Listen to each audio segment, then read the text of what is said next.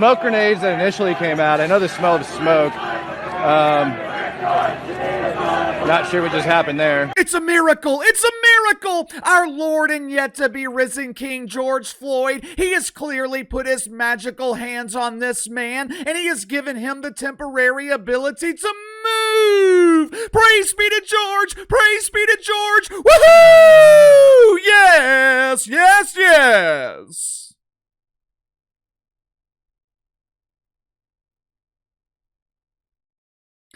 I guess the old adage, you get what you pay for, I guess the old adage is true.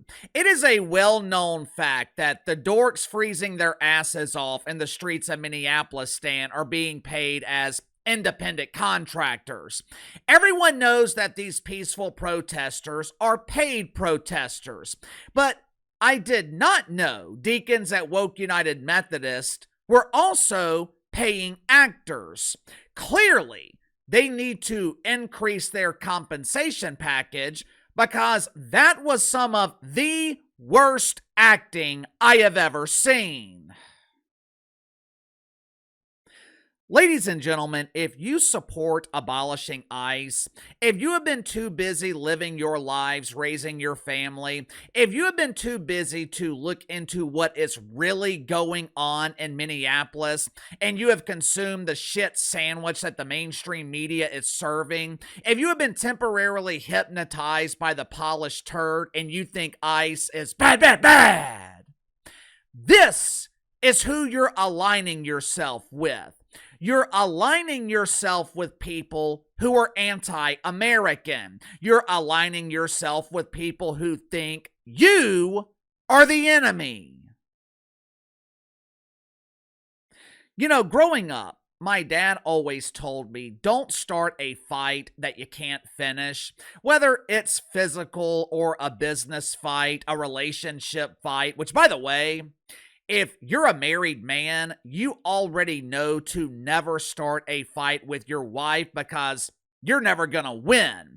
Even when you're right, you're still wrong. Even when you think you're winning, you're actually losing. Whatever the case, though, you don't start a fight that you can't finish. Basically, you want to fight when you have leverage. You want to fight for something that's worth it. You want to fight knowing you can win. For example, I'm not going to start a fight with Prime Mike Tyson.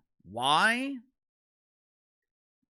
Because I like my face. I'm not paying some doofus doctor to rearrange my face, and I'm damn sure not letting Prime Mike Tyson rearrange my face. Over the last 10 years, the woke army has essentially declared war on America. Most normal people haven't realized that they're even in a war, but you are.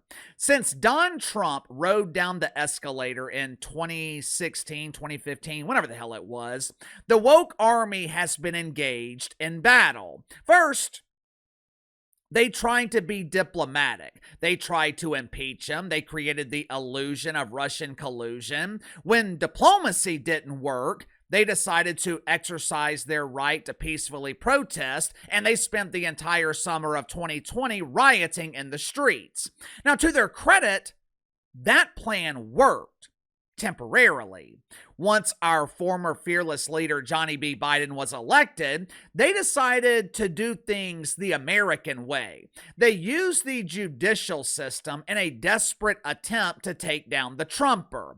When that ended in huge embarrassing failure, there were two mysterious attempts at taking his life. Once the Trumper was elected, we thought the woke army had finally been dismantled. But they weren't dismantled, they weren't destroyed, they were simply hibernating, they were regrouping.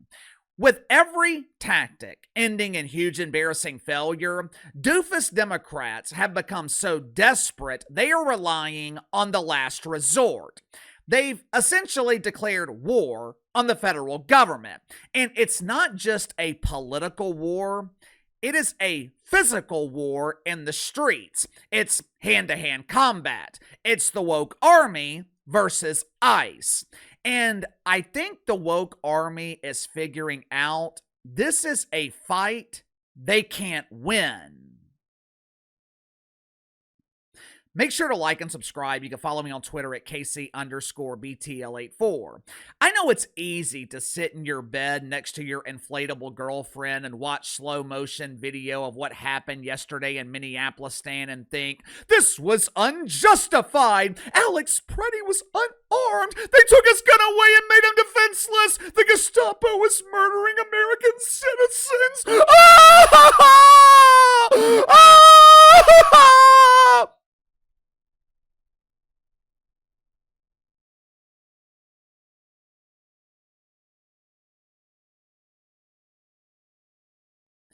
I know it's easy to be intoxicated by the aroma from the shit sandwich that the mainstream media is serving. I know it's easy to second guess the decision making of ICE agents when given the luxury of time. It's easy to sit back for an hour and make a judgment call that ICE agents are required to make in less than a second. But there's a simple solution to this problem, and no, ICE is not the problem. Abolishing ICE is not the solution.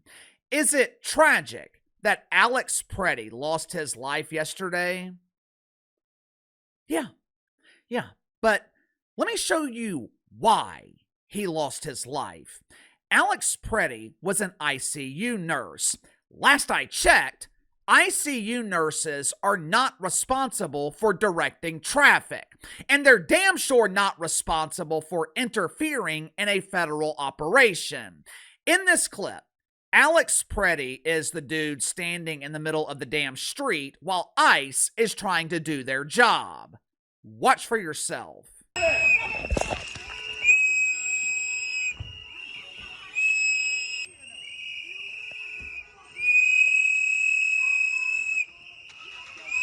Go.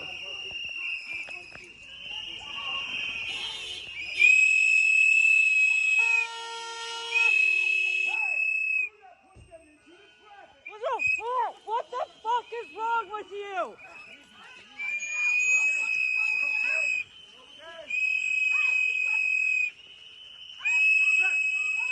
Do you see the chaos? Do you see the conditions they are dealing with as they're trying to do their jobs? Imagine nurses and doctors working in the ICU, which is one of the most critical units in the hospital. Imagine they are trying to do their jobs and they are bombarded with whistles. They've got some walrus with blue hair blowing whistles nonstop. Shamu is taking up most of the space in the room, protesting their use of pain medicine. Dozens of people are standing around with their phones in their hands, just waiting for doctors to make a mistake. How effective would those nurses be? How effective would those doctors be? That is just a microcosm of what ICE agents are dealing with in Minneapolis, Stan, every day. Which, by the way, this only seems to be happening in the Islamic Republic of Minnesota, with Texas having 23% of all ICE arrests in the country. You would think the war against ICE would be happening in Texas. Minnesota only represents 2% of ICE arrests. But for some reason, the woke army, they're not fighting in Texas. They have chosen the Islamic Republic of Minnesota to fight their war against ICE. I wonder why. Truth is, Alex Pretti would still be alive today if he chose to mind his own business. I have been alive 41 years. Know many times I have encountered an ICE agent. Know many times I've gotten into a fight with a Border Patrol agent. None. I don't go into the woods and poke a bear. I don't go into the woods with a stake in my pocket and walk into a group of wolves. Why? Because I don't want the wolves to eat my ass, and I'm damn sure not giving them a spoon to eat my ass. All Alex Pretti had to do yesterday, stay home. But KC, he was exercising his right to protest.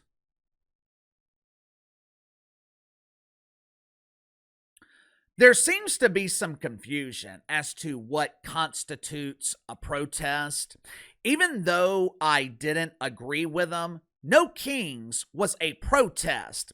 LeBron James kneeling for the national anthem, that is a protest. It is a disrespectful way to protest, but it's still a protest. Involving yourself in a federal operation, willingly walking into a war zone, following ICE agents around, filming them with your phone, that is not a protest. It could be perceived as an act of war. Again, you have to remember the context. What you're seeing in Minneapolis, this is not your neighbor. This isn't your local pastor fighting for the rights of Tim Walz to defraud taxpayers. This is an organized coalition. This is an army engaging in battle with the federal government. And what is Tim Walz doing? Captain Doofus is pouring fuel on the flaming ass fire by telling his army that ICE is not law enforcement. Watch for yourself. I ask Americans, this will end when enough Americans say this will end. Do I have any confidence Donald Trump will do the right thing? No, I don't have a lot of confidence Donald Trump will do the right thing. I do have a lot of confidence that the majority of the American people will do the right thing. And I think there cannot be very many people across this country looking right now, after all the reporting that's been done, after everything that's been said, under the pretense that they are here about immigration reform, and quit referring to these people as law enforcement. They are not law enforcement. Basically, what Tim Walz just said, you're not fighting law enforcement, you are fighting invaders. But let me tell you the difference between the woke army and ICE. I have watched multiple clips of what happened yesterday. When ICE agents hear gunshots, they are running towards the sound of the gun. When the woke army hears gunshots, they're running away. The woke army wants to throw a rock, then hide their hand. They want to create this atmosphere of war, then cry when war actually happens. They want to engage in a physical altercation with ICE, then play the victim when they get their ass kicked. Whether you want to believe it or not, this is pretty much a civil war. Whether they are paid protesters, paid agitators, paid actors, or average American citizens, whatever they are fighting the federal government. They are fighting over the enforcement of federal law. The question is, which side are you on? Believe it or not, I happen to agree with Tim Walz. I think Don Trump should pull ICE out of Minnesota. Well, Uncle KC, Megyn Kelly said the same thing. We should remove ICE and let Minnesota devolve into a third world dump. I understand what Meg is saying and why she is saying it, and I partially agree with her. But you don't win a war by seceding land. You don't win a war by giving doofus Democrats exactly what they want. They will take that as a sign of weakness, which it is, and this problem will spread into other woke cities and woke states. Don Trump should give Tim Walz exactly what he wants. Good. Get ICE out of Minnesota, but as ICE is leaving on the plane, send the military in on the tanks and let the best military in the world handle this problem. Sound off in the comments below. I'll see you guys later.